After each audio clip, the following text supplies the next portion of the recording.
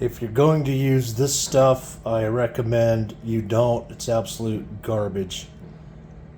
I have had more problems with this, and it's been very frustrating. Something that should have been straightforward has just drawn out and taken more time and more energy than what it's worth. Now, I've topped wood with resins before, and I've never had these kind of problems. There's a lot of waviness. I know it's hard to see right now because the camera and all that, but I can see it.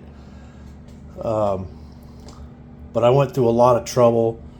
Got air bubbles that are still sticking there. Got a few of those. There's dips, there's dry areas. There's just a lot of surface tension inside of this resin for some reason. Now, I've done lots of resin tops, and resins that I've used have never had any of these problems. So if you're going to do this, just find a really good professional product. It should not be a product like this where it's a one-to-one type deal. That's what this is. It's a one-to-one type deal.